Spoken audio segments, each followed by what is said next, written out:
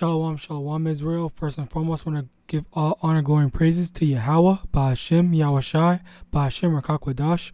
Double honors to the elders and apostles of Great Millstone who taught me this truth through the Spirit, and shalom to the mighty Akim and Akwath out there who are diligently waiting to be delivered from this bound captivity. And today's topic, I'm going to be answering the question of, does the Bible say that we're not allowed to judge people?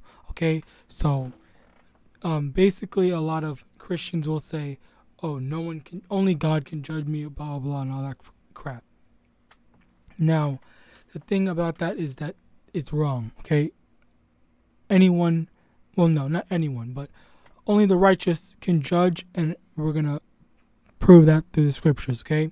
So firstly, Leviticus chapter 19, verse 15.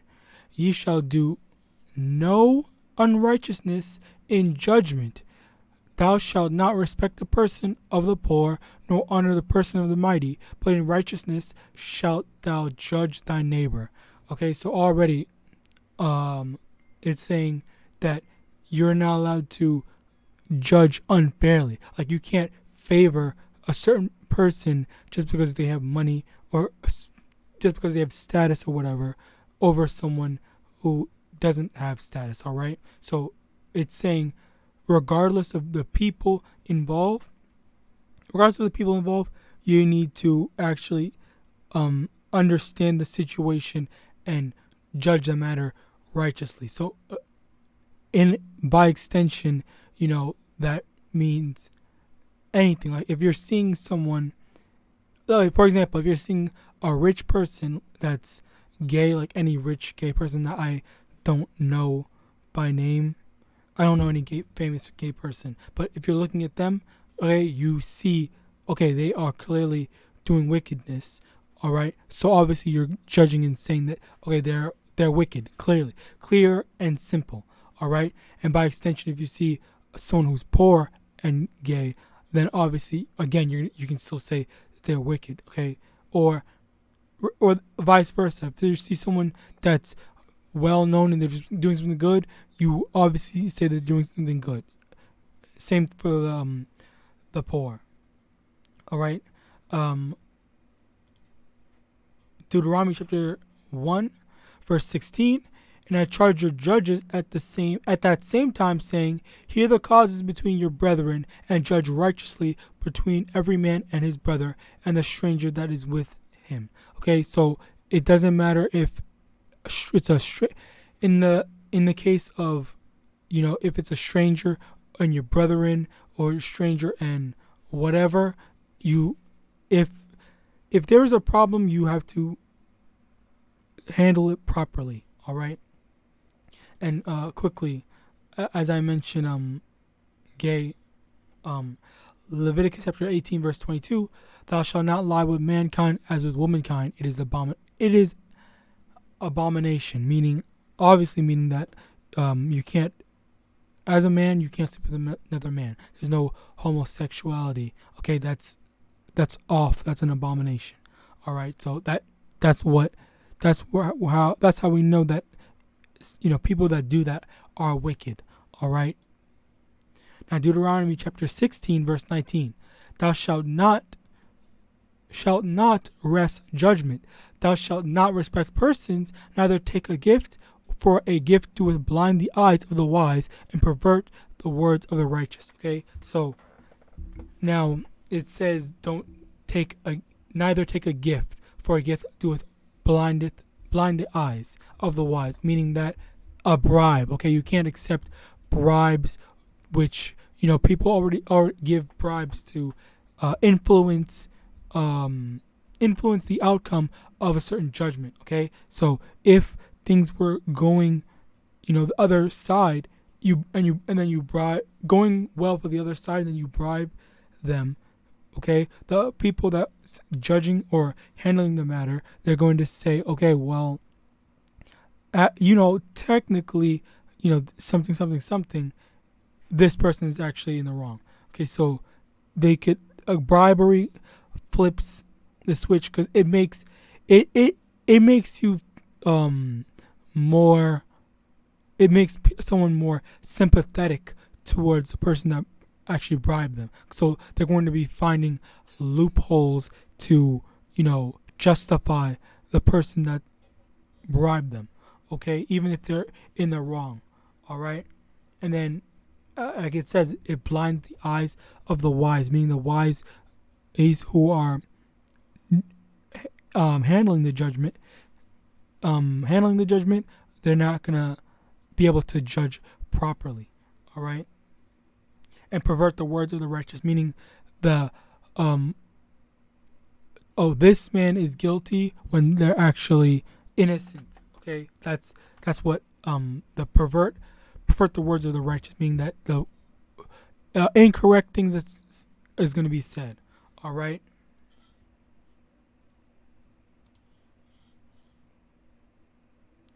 Now, John chapter 7 verse 24, judge not according to the appearance, but judge righteous judgment. Okay, so this goes, obviously in what we were speaking. Okay, what we were speaking about in if any situation happened where you see something looks a certain way, you still need to, get both stories and assess the situation properly.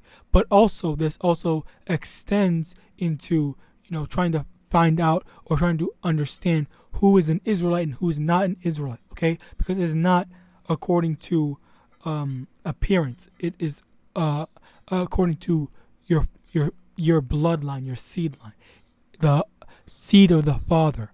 All right. So a lot of times, Slakias. A lot of times, brothers will just assume, okay, this person is a so-called black person, so they're an Israelite. Okay, but that's not the case. So, and they'll also say, this person is a so-called white person, so obviously they're an Edomite. Okay, well, that's wrong, because what is that lady's name? That woman's name? Okay. I don't know how many times I've Googled this. There. Tracy Ellis Ross. Okay? Her father is an Edomite. Alright? As a matter of fact, her father was an Edomite in the show, as well as her father was an Edomite in real life. Right here. Perfect. Robert Ellis, whatever it said at the end of it. Okay, look at him. He's an Edomite. So, and this is his daughter. So obviously she's an Edomite. Okay, she looks like a Jake, but in actuality, she is an Edomite. Another example of someone who doesn't look as they are, Blake Griffin. What the hell? Okay, there. Blake Griffin was born in Oklahoma City, Oklahoma, to Tommy Griffin, who is of Afro-Haitian descent, and Gail Griffin, who is white. Okay, so his father is Afro-Haitian, and Gail is white. Edomite woman. Okay, so this is his father, and this is his mother. I was about to say wife. This is his mother. Okay, so and she looks like a Gail as well.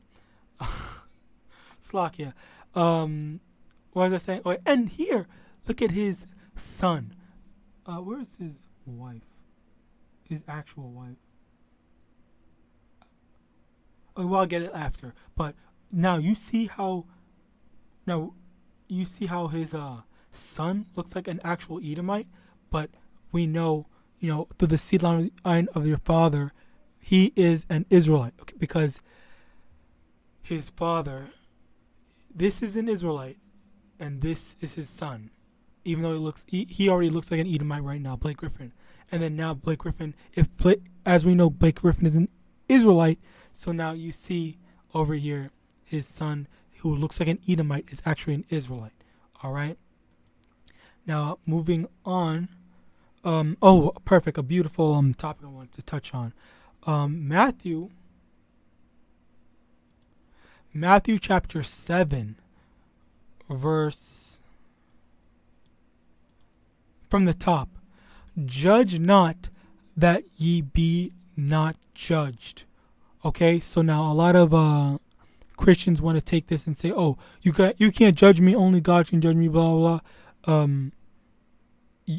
and all that stuff. Okay, so now this is what Christians want to take to say that, oh, no one can judge me except for God. Okay, when it's actually YAHAWASHI.